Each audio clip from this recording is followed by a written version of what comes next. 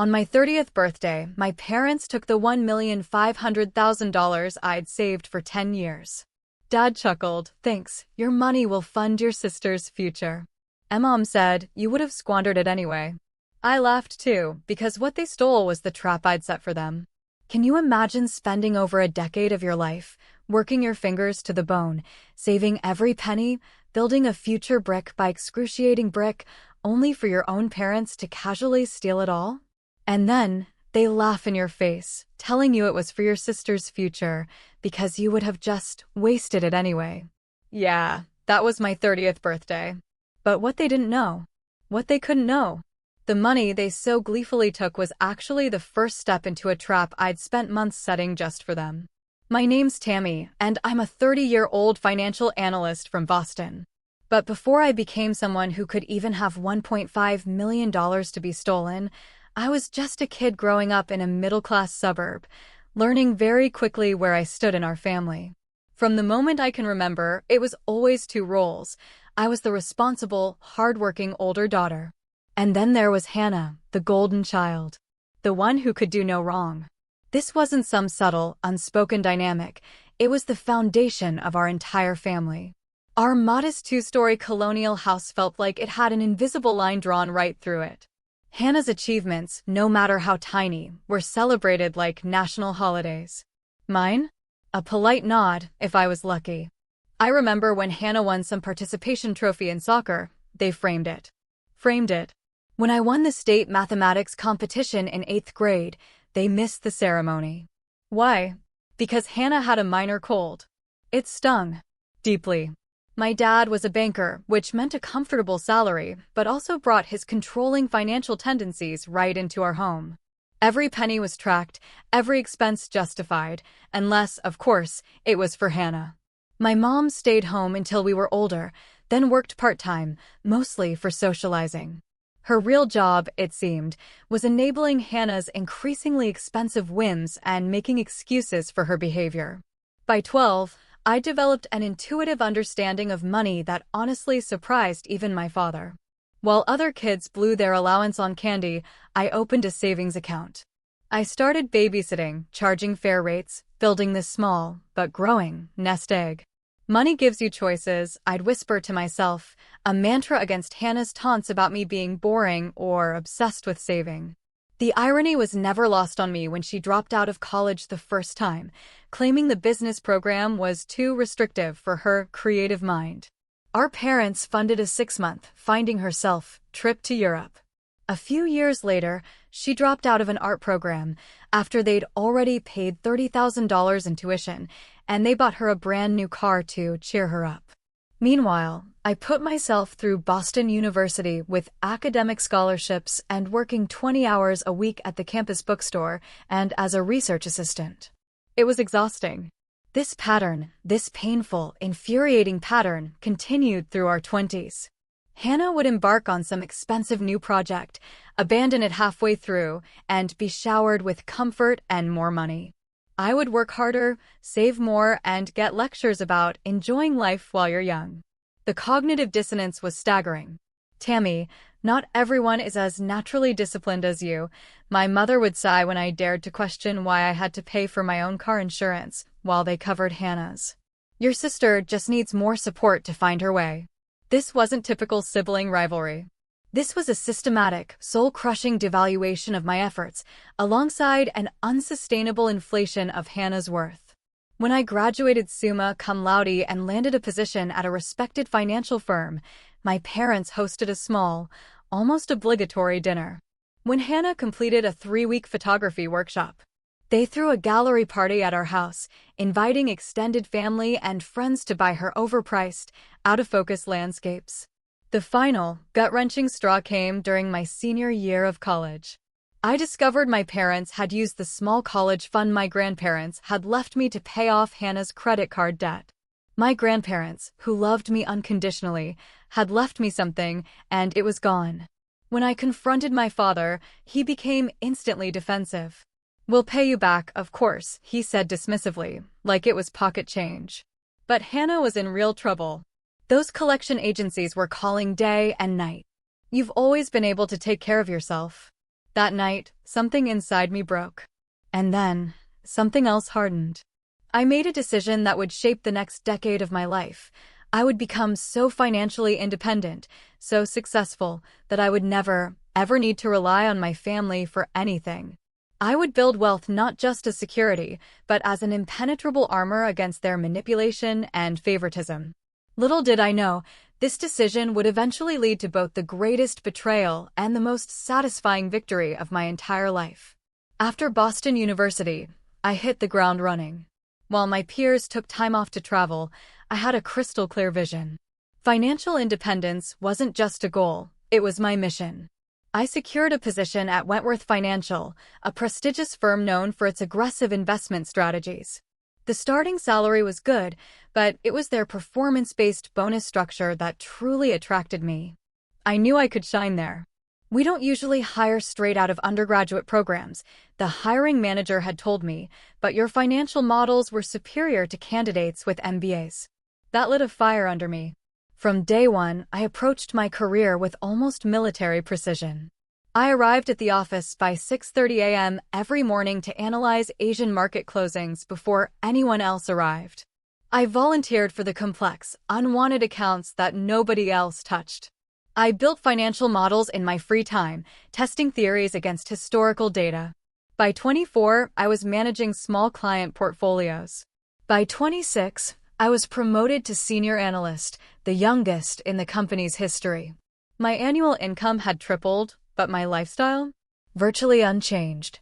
While colleagues bought luxury cars and downtown condos, I stayed in my modest one-bedroom in Somerville, drove the used Toyota I bought in college, packed my lunch, and limited dining out to once a week. Every single expense was meticulously tracked. My investment strategy was just as disciplined. I diversified across markets, balancing high-risk ventures with stable ones. 40% of my income went into traditional retirement accounts, 30% into a carefully curated stock portfolio, 20% into real estate investment trusts, and 10% into angel investments for promising startups. While I was working 70-hour weeks building my financial future, Hannah was cycling through jobs like seasonal fashion trends. She worked briefly as a receptionist, but quit because the fluorescent lighting was depressing. She tried selling handmade jewelry online, but abandoned the shop after 2 months.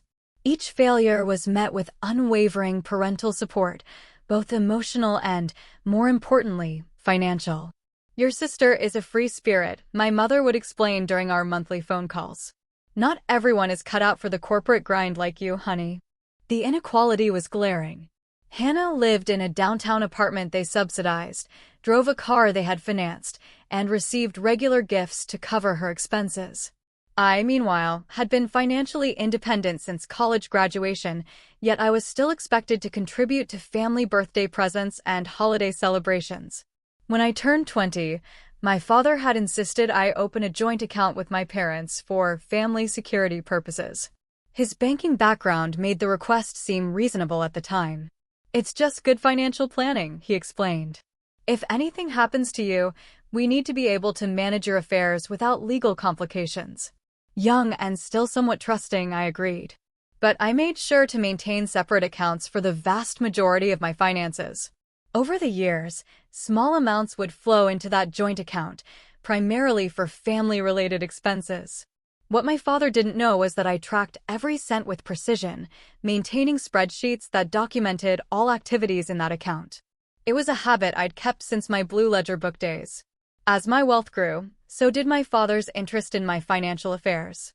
Casual conversations increasingly turned to pointed questions about my investments, savings, and career trajectory. At first, I attributed it to professional curiosity, one finance person to another. Later, I would recognize it for what it truly was, reconnaissance. The first blaring red flag appeared when I overheard my parents discussing my finances during a holiday gathering. I had stepped out onto the patio for fresh air, but could hear them through the kitchen window.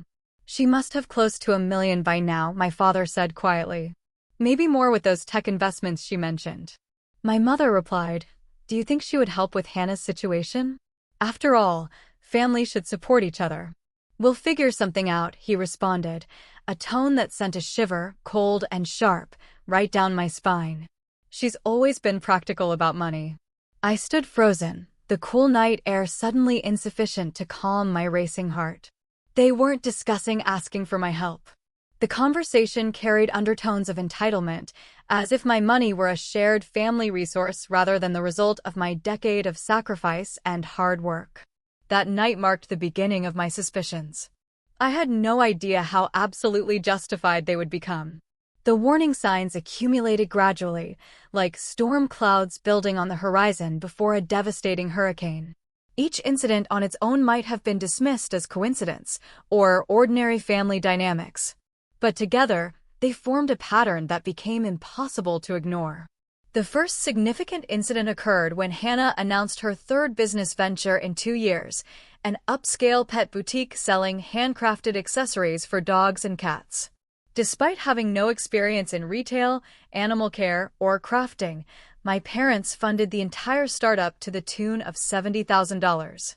"Your father and I are a little stretched thin right now," my mother mentioned during Sunday brunch, 3 weeks after Hannah's grand opening. "We may need to borrow a small amount until some investments mature. Just temporarily, of course." "How much are you thinking?" I asked, already suspecting the answer wouldn't be small. "Maybe $15,000, just for a month or two." I agreed, but I documented the loan with a simple contract that my father signed, reluctantly, muttering about unnecessary formalities between family. 6 months later, after multiple gentle reminders, I wrote it off mentally as a lost cause. They never mentioned repayment again. Around this time, my father's interest in my financial statements intensified. He began asking specific questions about my portfolio performance, tax strategies, and banking arrangements. "Just professional curiosity," he would say, with a casual wave. I like to keep up with modern investment approaches. But his questions became increasingly specific, focusing on account structures, withdrawal limitations, and access protocols. As someone who had spent years in banking, he knew exactly what information would be useful for accessing accounts. My mother's behavior shifted as well. Her usual dismissive attitude toward my career transformed into backhanded compliments that probed for information. "You must be doing well to afford that watch," she remarked at a family dinner, though the timepiece was a modest brand. "I bet your accounts are just growing and growing with all your smart investments." The situation escalated when Hannah announced her engagement to a struggling musician she had been dating for just 3 months. The wedding plans they described were extravagant: a destination ceremony in Santorini, a custom designer dress, and a reception for 200 guests at one of Boston's most exclusive venues. "It's going to be about $150,000, Hannah mentioned casually over dinner, as if discussing the cost of a weekend getaway. "But it will be worth every penny for the perfect day." When I asked how they planned to pay for such an extravagant wedding, my father cleared his throat and mentioned family resources, glancing meaningfully in my direction. My stomach dropped. The next incident sent my suspicions into overdrive. Returning from a business trip, I noticed subtle differences in my apartment. Nothing was obviously missing, but items had been shifted slightly, particularly around my home office. The locked drawer where I kept financial documents appeared untouched, but the stack of papers inside had been rearranged. 2 weeks later, my father accidentally took my laptop when leaving after a family dinner I had hosted. I grabbed it, thinking it was my work computer, he explained, returning it the next day. "Didn't even realize until I got home." The excuse might have seemed plausible if not for the fact that my sleek Ultrabook looked absolutely nothing like his bulky work laptop. When I checked my browser history, I discovered searches for access procedures to my investment platforms during the exact hours the laptop had been in his possession. My blood ran cold. The final, sickening confirmation came when I installed a small security system in my apartment. The motion-activated camera in my home office captured my mother and father entering my apartment using the emergency key I had provided years earlier. The footage showed them methodically searching through my files, photographing documents, and attempting to access my computer. They were brazen. That same week, I had lunch with my financial advisor, Martin, who had become a trusted mentor over the years. Joint accounts are always risky, even with family, he warned when I mentioned some of my concerns. Actually, the emotional complications make the financial entanglements more dangerous. What are the vulnerabilities exactly? I asked, though I was beginning to understand all too well. Any joint account holder has full legal access to the funds regardless of who deposited them, Martin explained. They can withdraw everything without your permission or even notification in some cases. That evening, I received a call from a colleague at the bank where my joint family account was held. She mentioned that my father had been inquiring about withdrawal limits and procedures for large transfers. I thought you should know, she said quietly. It seemed unusual, and given the amounts discussed, I wanted to make sure you were aware. The final piece of the puzzle fell into place when I overheard my parents during a family visit. I had arrived early and let myself in, as was our custom. Their voices drifted from the kitchen. They didn't realize I was in the house. Her 30th birthday would be the perfect time, my father was saying. The account balance should be at its highest point with her annual bonus deposited. But will she suspect anything? My mother asked. She's always been so careful with her money. She trusts us, my father replied, with a confidence that made my blood run cold. Besides, once it's done, what can she really do? Family accounts are legally accessible by all parties. Standing in that hallway, listening to their callous planning, I felt an odd, chilling sense of calm descend. The betrayal hurt deeply, but the confirmation of my suspicions provided absolute clarity. They were planning to take my money I had earned through years of sacrifice and hard work, to fund Hannah's irresponsible lifestyle. I had 3 months until my 30th birthday. It was time to set a trap. A trap that would expose their true intentions while protecting the fortune I had built with my own hands. With this chilling clarity about my family's intentions, I began methodically planning my countermove. This wouldn't be an emotional reaction. This would be a strategic operation, executed with the same precision I applied to my investment portfolios.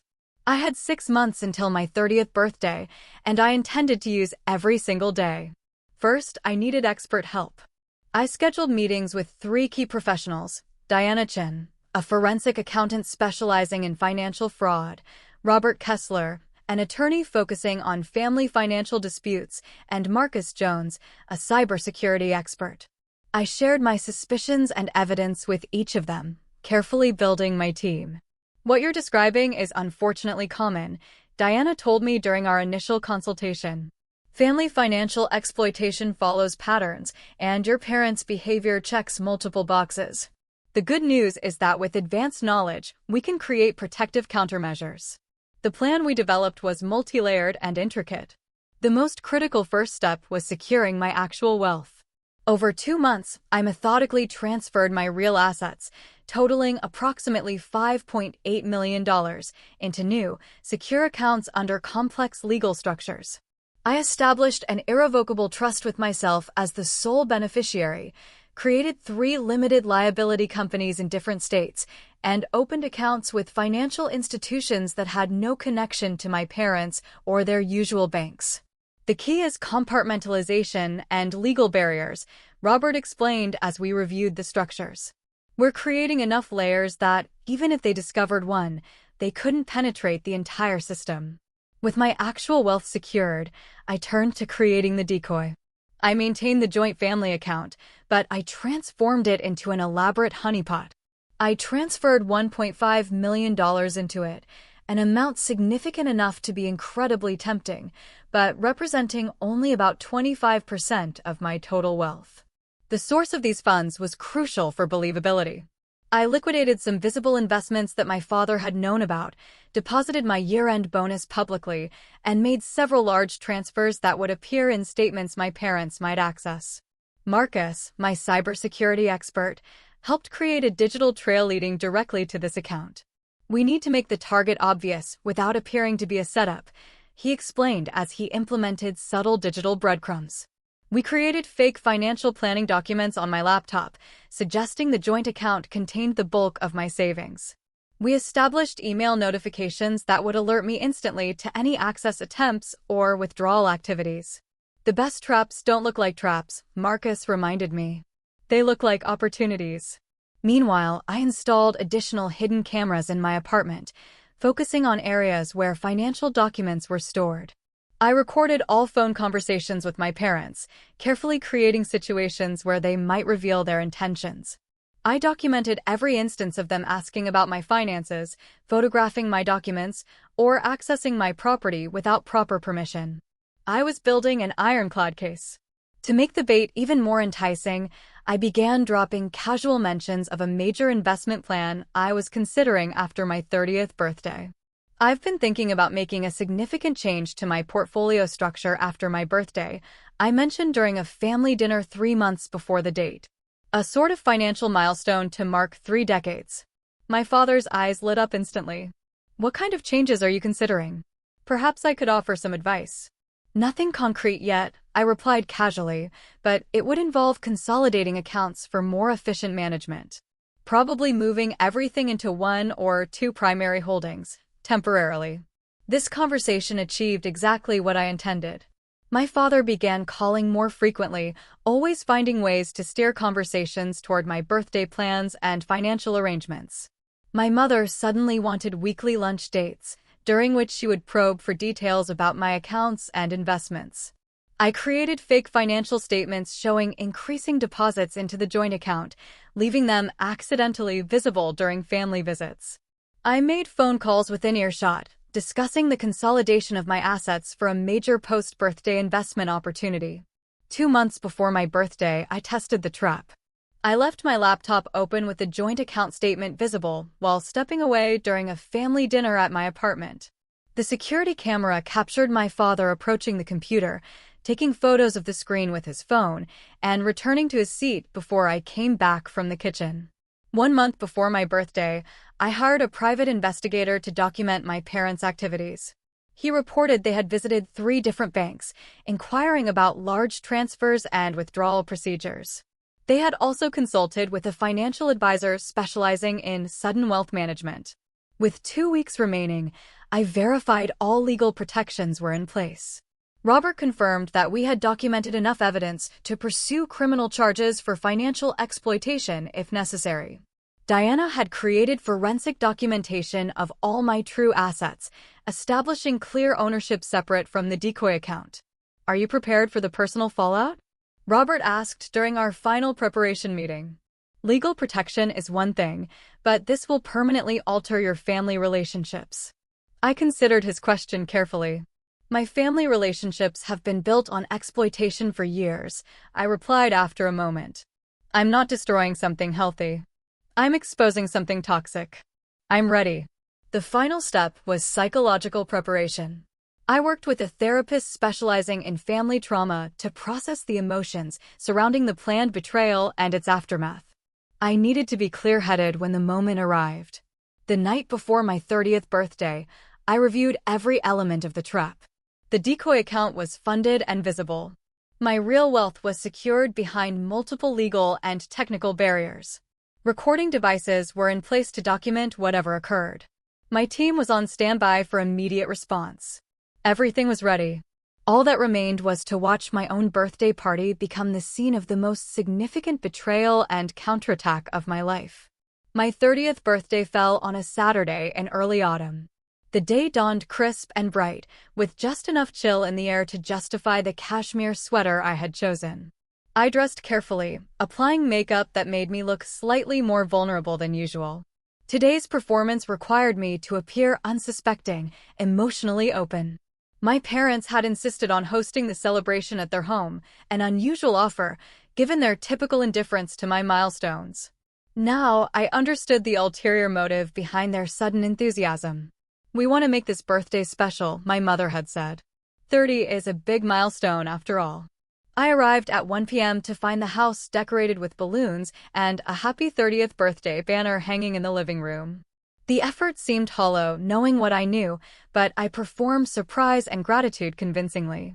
This looks wonderful, I exclaimed, embracing my mother. You shouldn't have gone to so much trouble. Nothing is too much for our successful daughter, my father replied, his arm around my shoulders, feeling heavy and foreign. This is a day to celebrate all you've accomplished. Hannah arrived fashionably late with her fiancé, Todd, making a grand entrance in a designer outfit that probably cost more than my entire wardrobe. She air-kissed my cheeks and handed me a small gift box. "Happy birthday, sis," she said with a smile that didn't quite reach her eyes. 30 looks good on you. Throughout the afternoon, I maintained a careful balance between apparent enjoyment and strategic awareness. When offered wine, I pretended to drink, actually taking minimal sips. I needed complete clarity to monitor the situation. Several family friends and a few distant relatives attended, providing helpful cover for my parents' scheme. These innocent guests created an appearance of normalcy that made the underlying deception even more disturbing. Around 4 p.m., after cake had been served, I implemented the next phase of my plan. I checked my phone and feigned excitement at a notification. "Oh, my investment alert just pinged," I announced, loud enough for my father to overhear. "That fund I was telling you about finally hit the target price." My father's attention visibly sharpened. "Sounds like good news?" "Anything significant, potentially life-changing," I replied with calculated enthusiasm. "I need to check the details and maybe make some moves before Monday. Do you mind if I use the office for a few minutes?" "Of course not, sweetheart," my mother interjected. "Take all the time you need. We'll entertain the guests." In my father's office, I opened my banking app on my phone, navigated to the decoy account, and deliberately saved the password. I then left the phone unlocked on the desk and walked away, making a detour to the bathroom, where I waited precisely 3 minutes while watching the hidden camera feed on my smartwatch. The footage showed exactly what I had anticipated. Less than 90 seconds after I left, my father entered the office, picked up my phone, and began rapidly navigating through the banking app. His fingers moved with practiced precision as he initiated a transfer from the joint account to an unfamiliar account number. The betrayal was unfolding exactly as predicted. I flushed the toilet to signal my return and watched on the smartwatch as my father hastily placed the phone back on the desk and exited the office. When I returned, the phone lay in precisely the same position, but the banking app had been closed. Almost immediately, my smartwatch vibrated with an alert from the security system I had established. The notification confirmed a transfer request of $1.5 million from the decoy account. The trap had been sprung. Returning to the party, I noticed subtle changes in my family's demeanor. My father seemed more relaxed, periodically checking his own phone with poorly concealed satisfaction. My mother was suddenly more attentive, refilling my wine glass and asking solicitously about my comfort. Hannah kept exchanging knowing glances with my parents, a smirk playing at the corners of her mouth. "A toast," my father announced, suddenly raising his glass. "To Tammy. Not just on her 30th birthday, but to her contributions to our family's security and future. Family takes care of family." The irony of his words might have been comical if not for the profound betrayal they represented. I raised my glass and smiled, playing my part in this final act of their charade. "To family," I echoed, meeting his eyes steadily, "and to getting exactly what we deserve." He faltered slightly at my pointed response, but recovered quickly. The other guests, oblivious to the subtext, continued celebrating innocently. At 6:30 p.m., my phone chimed with a bank notification, this one genuine. The transfer had been completed. $1.5 million had moved from the joint account to my parents' private account. The same account that would soon fund Hannah's extravagant wedding and bail out her failing business. I made a show of checking the message, allowing a flash of confusion to cross my face before quickly masking it. I needed my parents to believe, at least temporarily, that they had succeeded. "Everything okay?" my mother asked with false concern. "Just work," I replied smoothly. "Nothing that can't wait until tomorrow. But I should probably head out soon. It's been a long day." "So early?" my father protested weakly. "We haven't even given you your presents." "I'm just a little tired," I insisted, beginning my goodbyes. "This has been wonderful, but 30 hits differently than 29 did." As I gathered my things, Hannah approached, her expression a mixture of triumph and manufactured sympathy. "Big plans for tomorrow?" she asked casually. "Just some financial housekeeping," I replied. "Nothing exciting." "Well, don't work too hard," she said, patting my arm condescendingly. Some things are more important than money. The audacity of her statement, given what had just transpired, was breathtaking. I simply smiled and kissed her cheek, whispering, "We'll see about that, won't we?" Driving home, I contacted my team. Diana confirmed the transfer had been documented forensically. Robert verified that all legal countermeasures were in place. Marcus reported that the digital evidence had been secured, including timestamps and account access logs. Everything was proceeding according to plan. My parents believed they had successfully stolen my life savings. They were probably celebrating at that very moment, congratulating themselves on their cleverness while planning how to spend my money. Tomorrow would bring the reckoning they never saw coming. Tonight, I would allow myself to fully process the reality that my own family had betrayed me in the most fundamental way possible. The knowledge hurt, despite my preparations, but it also liberated me from illusions I had maintained for too long. My 30th birthday had indeed marked a significant transition, though not the one my parents had planned. They thought they were witnessing my financial downfall. Instead, they had orchestrated their own exposure and sealed the fate of our relationship forever. I slept surprisingly well that night, perhaps because certainty, even painful certainty, is more restful than suspicion. I woke early, dressed with care in a crisp charcoal business suit, and prepared myself mentally for the confrontation ahead. This would be the most difficult conversation of my life, but also the most necessary. At precisely 9:30 a.m. Sunday morning, I parked in front of my parents' house. Their cars were in the driveway, along with Hannah's distinctive red convertible. Perfect. All the players in this drama were present for the final act. Through the front windows, I could see movement in the dining room. As I approached the door, I heard the unmistakable pop of a champagne cork, followed by laughter. They were celebrating their theft with morning mimosas. The timing couldn't have been more perfect for maximum dramatic impact. Instead of knocking, I used my key and entered quietly. Following the sounds of celebration, I walked to the dining room entrance and stood watching for a moment before they noticed me. The scene was exactly as I had imagined. My parents and Hannah were seated around the table with champagne flutes, a spreadsheet printout spread between them. My father noticed me first, his face transforming from jovial satisfaction to shock in an instant.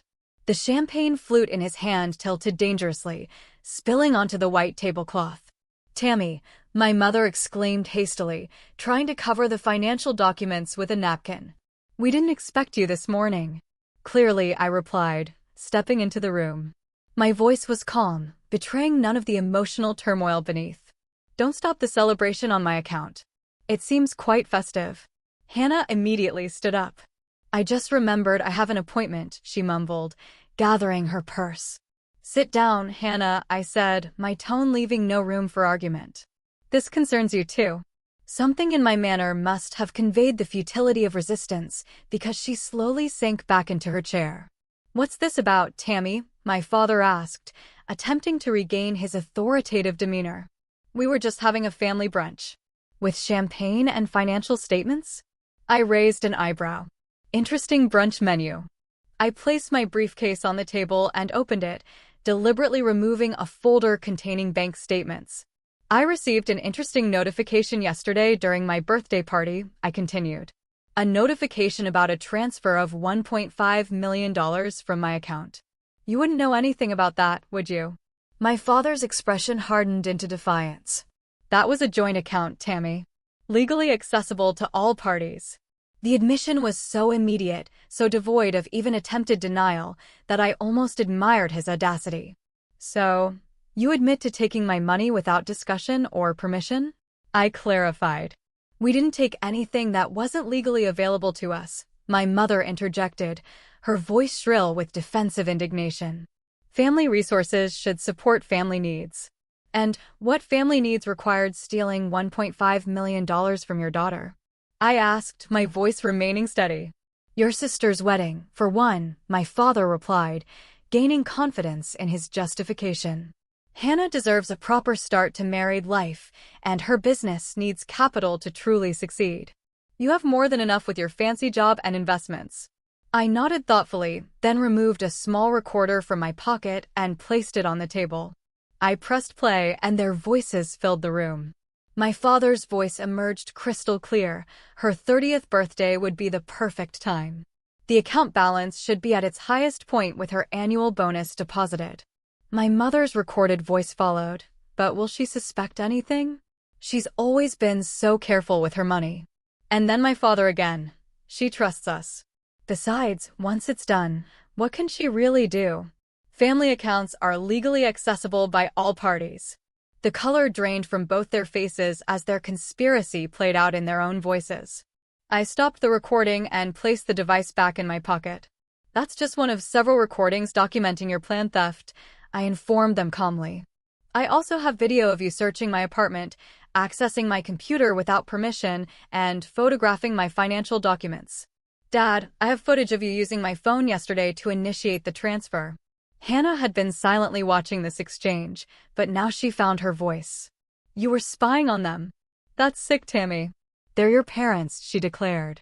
And they were stealing from me, I countered. Which is the more disturbing behavior? It's not stealing when it's family, Hannah insisted, the familiar refrain of entitlement evident in her tone. You owe us for everything they've done for you. I owe you. I couldn't help the incredulous laugh that escaped me. I put myself through college. I built my career without help. I've been financially independent since graduation, while you've been draining our parents' resources for years with failed businesses and extravagant spending. That's enough, my father thundered, standing up. We made a legal financial decision regarding a joint account. There's nothing more to discuss. There's quite a bit more to discuss, I corrected him, maintaining my composure, starting with the fact that what you transferred yesterday wasn't actually my life savings. A moment of confusion passed across his face. What are you talking about? We saw the statements. You saw what I wanted you to see, I explained. The statements showing regular deposits, the account balance growing steadily over years. All carefully crafted to create the impression that you were accessing the majority of my wealth. You're bluffing, my mother said, but uncertainty had crept into her voice. In response, I removed another document from my briefcase and placed it before them. It was a statement from one of my actual accounts, showing a balance of just over $2 million. This is one of several accounts holding my actual assets, I explained. The $1.5 million you took was essentially a decoy, placed in that joint account specifically because I had discovered your plans and wanted to document your intentions. That's impossible, my father sputtered. We've been monitoring your finances for months. You've been monitoring what I allowed you to see, I corrected. The joint account, some visible investments, the financial documents I left accessible. My actual portfolio is significantly larger and completely secure from your access. The realization of what had occurred slowly, painfully dawned on their faces. They hadn't cleverly stolen my life savings. They had fallen into an elaborate trap designed to expose their true characters and intentions. So what now? My father asked finally, his voice hollow. You came here to gloat? I came here to give you a choice, I replied, removing a final document from my briefcase. This is a formal demand for the return of the $1.5 million you transferred, plus 3% interest, within 72 hours. If the funds are returned within that time frame, I won't pursue criminal charges for financial exploitation or civil action for the documented theft. Criminal charges? My mother whispered, horror spreading across her face. You would do that to your own parents? You were willing to steal my life savings, I reminded her. Which is worse? Hannah had remained uncharacteristically quiet through this exchange, but now she erupted. You can't do this. The wedding venue is already booked. The deposits are paid. Your wedding is not my responsibility, I stated firmly. Neither is your business, your lifestyle, or any other expense you've been planning with my stolen money. My father picked up the document, reading it with growing resignation. And if we don't comply with this demand? Then my attorney files charges Monday morning, along with a civil suit, I explained. The recordings, videos, and financial documentation will become evidence. Given what I've collected, conviction would be virtually certain. The room fell silent as the gravity of the situation sank in. My parents exchanged glances filled with a mixture of anger, fear, and the dawning recognition that they had severely miscalculated. You've changed, my mother said finally, as if this explained or justified their actions. I've seen clearly, I corrected her. There's a difference. I closed my briefcase and prepared to leave, having said what I came to say. At the dining room doorway, I turned back for a final observation. You know what's ironic? If you had simply asked me for help with Hannah's wedding or business, I probably would have contributed something reasonable. But you chose to take everything. And in doing so, you've lost far more than money. As I walked to my car, I felt a strange combination of grief and liberation. The family I had known was gone, revealed to be an illusion built on exploitation rather than love. But in its place was clarity, and with clarity came the freedom to build something better for my future. The 72 hours following the confrontation were surprisingly quiet. I half expected frantic calls or emotional manipulation attempts, but my phone remained largely silent. The only communication came from my father, a terse email confirming the money would be returned by the deadline, with the requested interest included. True to his word, exactly 71 hours after our confrontation, I received notification that $1,545,000 had been transferred into my designated account. The principal, plus 3% calculated to the penny. Even in defeat, my father's banking precision remained intact. With the financial matter resolved, I immediately severed all remaining ties. I closed the joint account, removed my parents as emergency contacts on all documents, and changed the locks on my apartment. My lawyer sent formal communications, establishing clear boundaries and explicitly prohibiting them from attempting to access any of my financial information or personal property again. For several weeks, silence reigned. Then the attempts at reconciliation began, though reconciliation might be too generous a term for what was actually attempted. Hannah called first, her approach as transparent as glass. I know things got intense, but we're still family, she began, her voice carefully modulated to sound conciliatory. Maybe we can talk things through over coffee.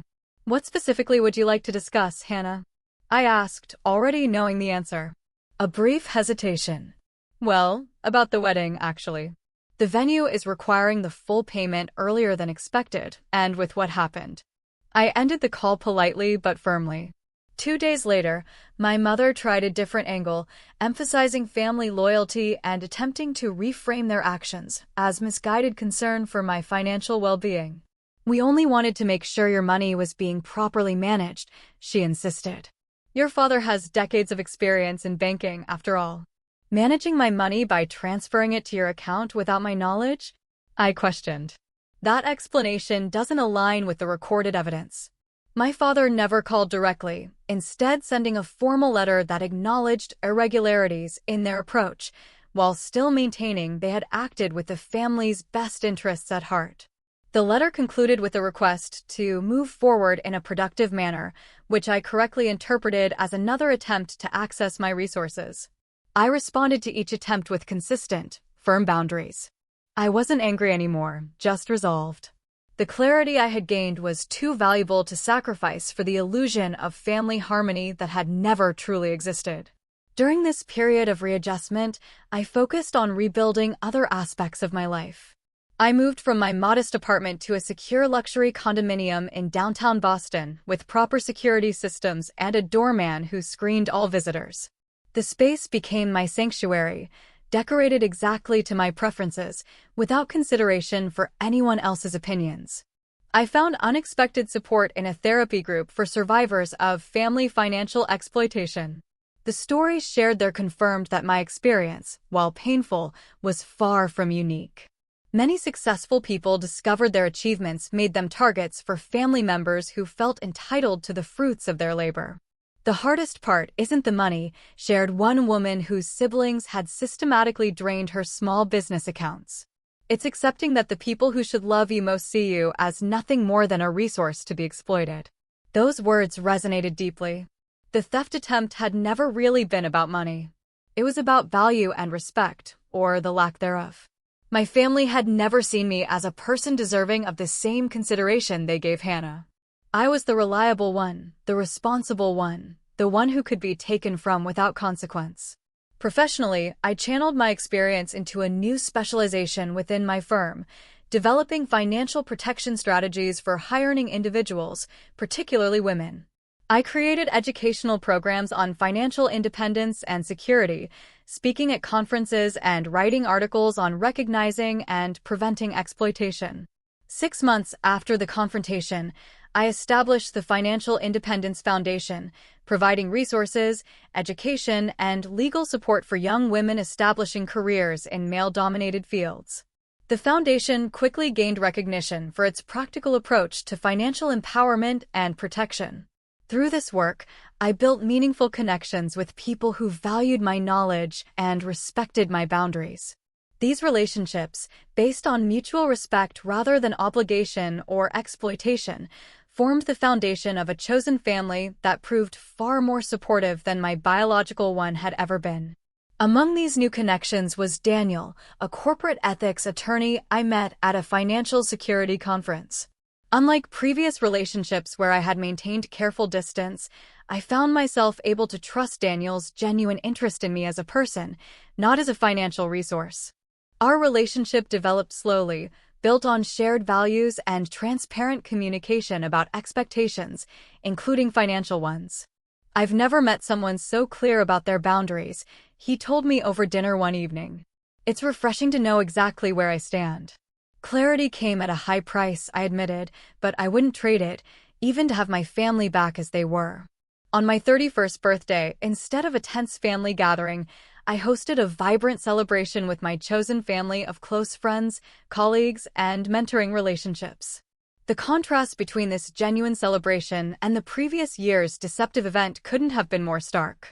As I reflect now on the entire experience, I recognize the profound lessons it taught me about money, relationships, and self-worth.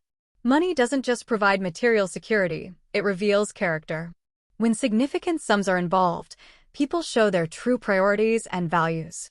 My parents and sister had always viewed my success as a family resource rather than my personal achievement, and the money simply brought that perspective into clear, painful focus. I learned that financial independence for women isn't just about earning and saving, it's about protecting what you've built from those who feel entitled to it. This protection requires both practical strategies and emotional boundaries, especially with family members who may leverage emotional connections for financial gain. Most importantly, I discovered that real family supports your growth rather than exploiting it. True love celebrates your success instead of seeing it as an opportunity for personal gain. The people who deserve a place in your life are those who value you for who you are, not what you can provide them. The trap I set for my parents ultimately freed me from the trap I had been living in for decades, a cycle of achievement followed by exploitation, justified as family obligation. In exposing their betrayal, I liberated myself from patterns that would have continued indefinitely, draining not just my financial resources, but my emotional well-being. Today, my life is built on authentic relationships and clear boundaries. My wealth continues to grow, protected by structures that ensure it remains secure. The family I've chosen supports my success without expectation of personal benefit. I found peace in creating distance from toxic relationships while building meaningful connections with those who demonstrate integrity. Have you ever discovered someone close to you had ulterior motives involving your success or resources? How did you handle that betrayal? And what boundaries did you establish afterward? I really want to know what you think.